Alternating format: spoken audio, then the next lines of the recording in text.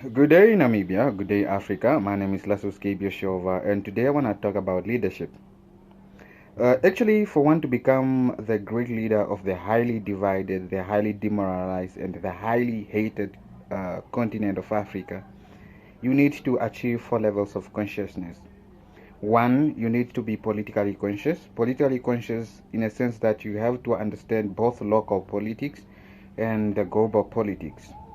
You have to understand global politics because at the end of the day, it's global politics that affect local politics. We have incidences whereby Africa is filled with chaos, terrorism, civil wars, coup d'etat, and other atrocities.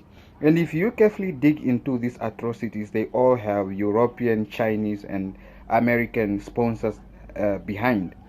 So all I'm saying is there is a global agenda there, political agenda out there that wants Africa to keep bowing to neo-colonial projects and imperial projects. And if you are not politically conscious, then you will be likely to sell out the future of Africa to imperial projects and neo-colonial projects. Number two, you need to be economically conscious. All leaders, if you want to be a great leader of Africa, you need to be economically conscious. You need to be economically conscious because you have to understand that for a country to progress financially and economically, you need to empower local means of production and you need to protect local products. Not only that, you need to make sure that the local products access the local markets, and you have to ensure that the local products can be consumed by the local market. So the reason why we have incidences of Africans importing everything from China, from Europe, from America is because our people, our leaders actually don't understand how economics work.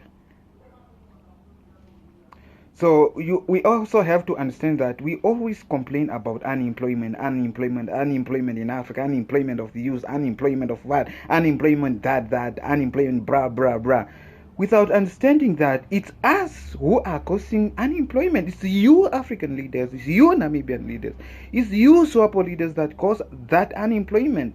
Because instead of protecting local businesses and allowing local products to access the market, what you guys do, you actually allow the importation of goods, foreign goods from Europe, from China, from wherever, and as a result you end up exporting the employment of your people to the foreigners.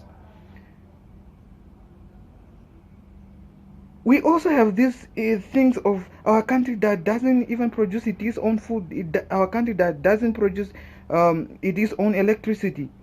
If you guys could be conscious that you allow our people to produce food that can be accessed in ShopRite, in Womanbrooks, in whatever, and if you guys could allow our people, or could actually invest in projects that will allow the self-sufficiency in electrical production, then that could create more local jobs.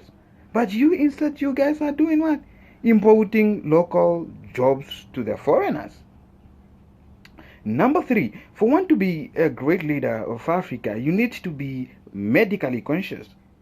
Medically conscious because you have to understand that there is a global depopulation agenda that wants to see Africa depopulated.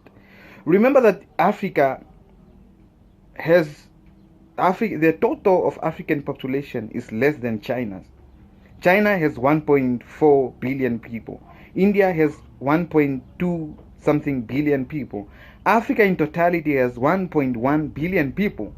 But yet Africa is the most richest continent on the planet, richest in terms of natural resources, and it has the largest landscape. The landscape in which China, Europe, and United States of America can all fit in together. So all I'm saying is there is a global depopulation agenda there that want to see Africa depopulated, that want to see Africa infected with new viruses, so that Africans can be eliminated out of the gene pool, and so that Africans can become medical clients for Europeans and Americans, for Western pharmaceutical industries.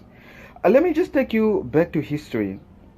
Africa did not have HIV/AIDS. Africa did not have Ebola.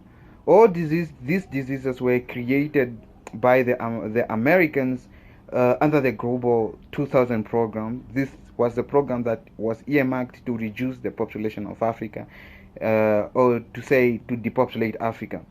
And these viruses actually came to Africa via fake medical vaccination campaigns that were allowed by our bourgeoisie African leaders. And as a result, we are finding Africa today having to compromise and taking all precautionary measures because of these viruses that were actually engineered by the Americans. So that's why I'm saying we need leaders that are medically conscious, so that they will not bow to fake vaccination campaigns that will end up infecting our people with new viruses and causing sterility in our people.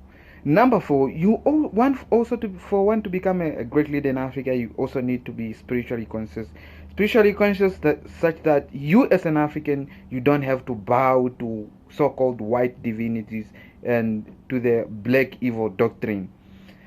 I should just tell you that no man bows to the divinity or to the gods in the image of another race except for slaves. So if you are an African, a black African, and you bow to white Jesus, white angels, white God, then you are also part of the problem. You should also know that black Africans are the original people of this creation. I'm not making these things up. The genetic makeup says so, and the archaeology says so. So if Africans are the original people of this creation, why can't the gods look black like Africans? Why do they have to look like Europeans? So all I'm saying is, for one to be a great leader in Africa, you need to achieve 4 levels of consciousness. That is political consciousness, economic consciousness, medical consciousness, and spiritual consciousness. If you happen to miss one of that, then you are likely to sell out the future of Africa. Thank you very much. This was Lasus Kebioshowa talking.